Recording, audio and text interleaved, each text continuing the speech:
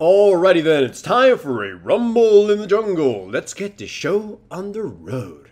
This one, and I'm gonna tell you right now, there's probably gonna be like a couple comments. Hey, why don't you have the jungle rumble skin? Well, I've never bought it, and I got this skin completely by loot box, so hooray for me. Anyways, magic pen red, armor yellow, ability power blues, ability power quins, and 18-12-0 masteries. Just gonna torch people. Also, to protect my image, I was using smart casting for my first few ultimates, and smart casting and vector casting just don't mix. It's really awkward to use. Now, I remember a little bit ago people were saying that some of the changes to Rumble would hurt his jungle too much. I'm like, they didn't really do anything.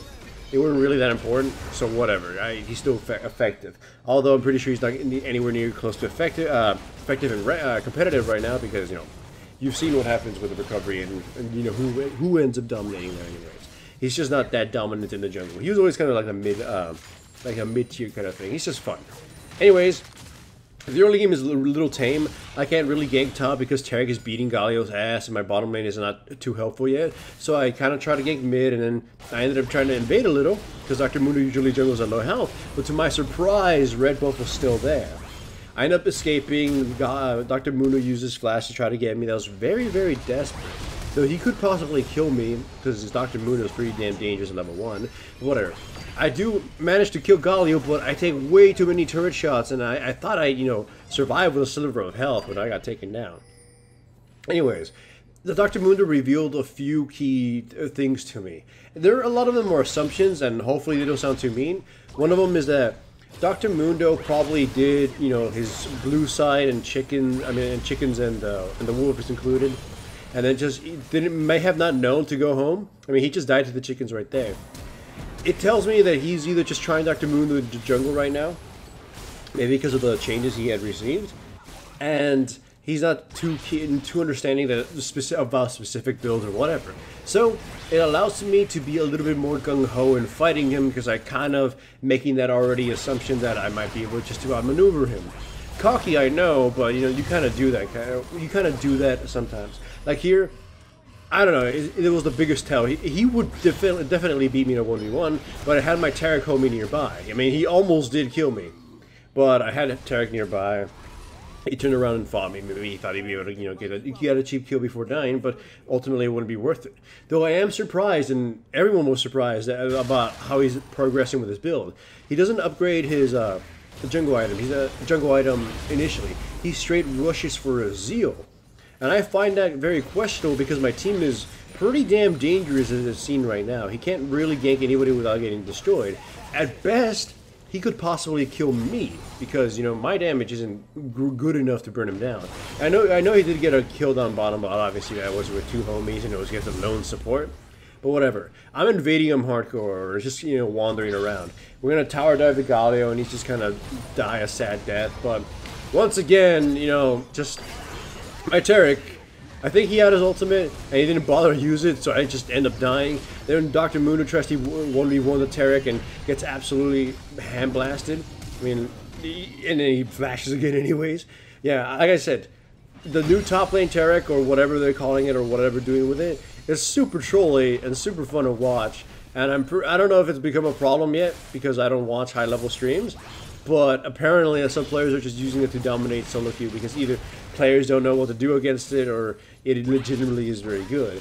Anyways, a catch, crab guy, he flips me over. I guess he wasn't paying attention to Annie. She misses her timbers though, but we eventually just sort of chase him down and kill him anyways. And yeah, that ultimate was part of the whole the smart casting. At that point, I believe I turned it off. Though I tried to turn it off and I don't think it actually did turn off, because I didn't press, apply or anything. So the next ultimate's also pretty shit.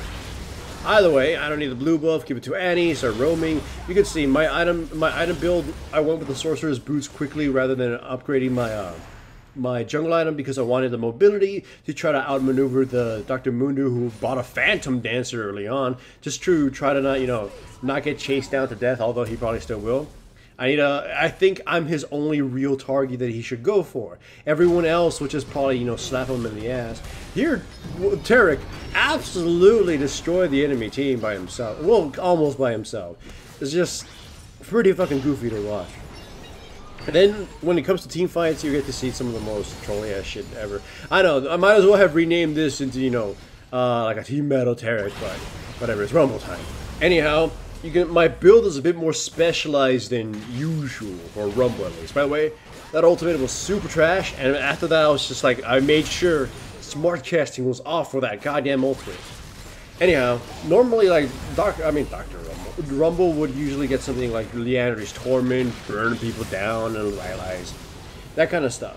But for this particular game, because they had Galio and Dr. Mundo, champions that laugh at magic resistance and they're really fat and hard to kill. They laugh at AP damage.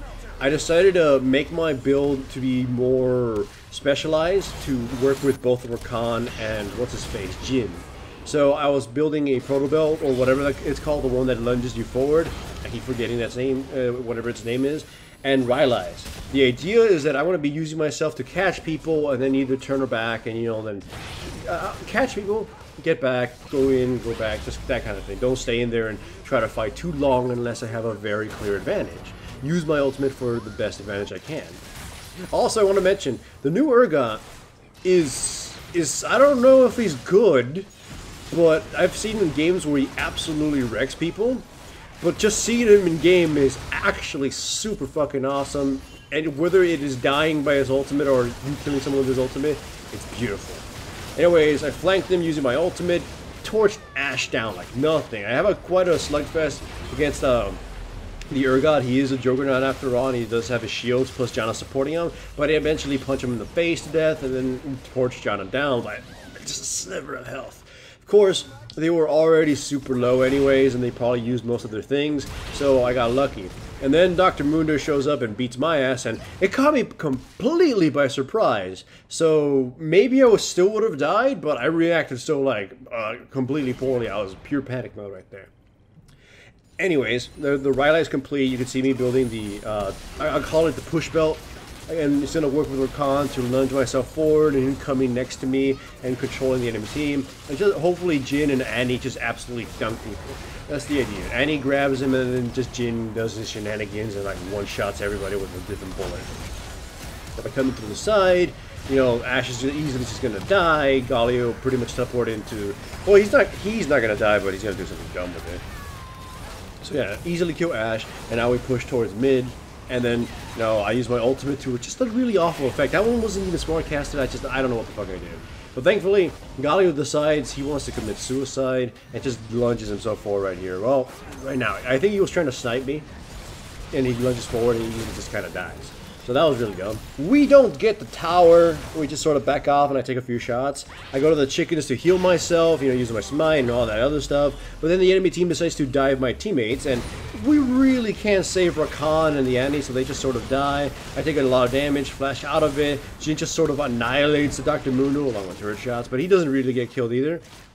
Oh, Ashe does, sort of. Urgot picks a fight with us, but unfortunately for him, they don't have enough damage to block through my shield, and he couldn't really enable the maximum potential of his damage being so clumped up. Dr. Mundo returns to his death. Good for us. We kind of got 3 kills we really didn't, deserve. It was just the enemy team being really silly. And even with that little sliver of health, I decided to, hang about, just because you can still contribute in your shield. My shield is pretty trolly against their weak-ass characters. Even when Ashe, she throws her arrow at Jin and it just kind of ends up getting killed. She's so weak and far behind. It's kind of, sad at this point. So yeah, the enemy team kind of has no threats. And that's a problem.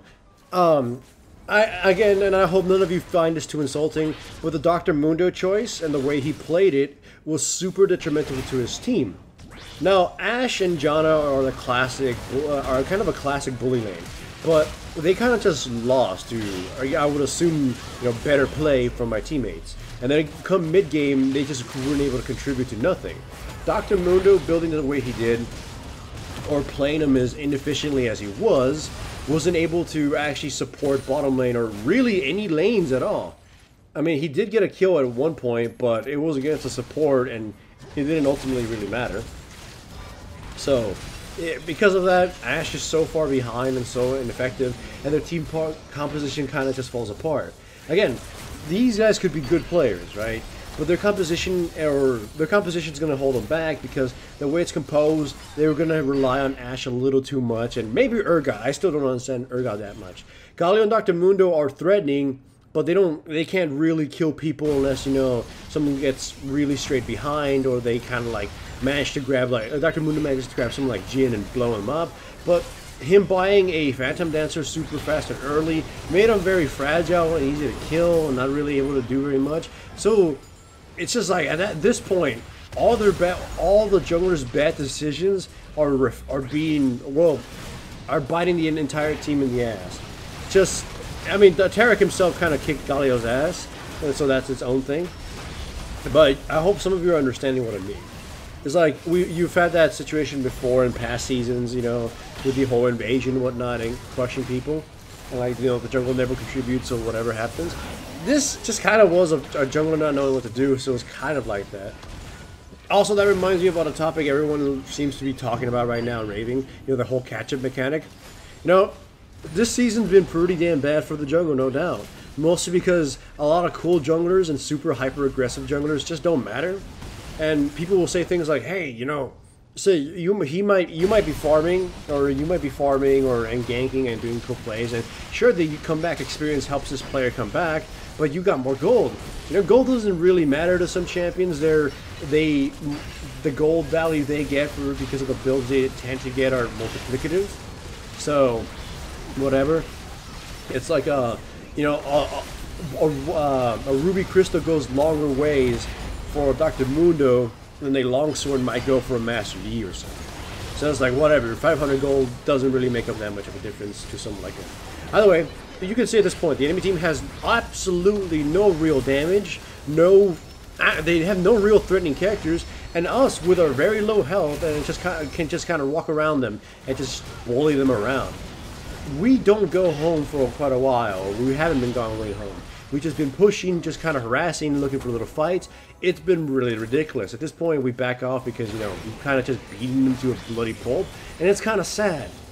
But yeah, just a lot of bad decisions. Well, Galio got a lot defeated, and then Dr. Mundo just didn't really do anything, and he built himself poorly. So when it came to mid game, all of that reared its ugly head, and they could do absolutely nothing.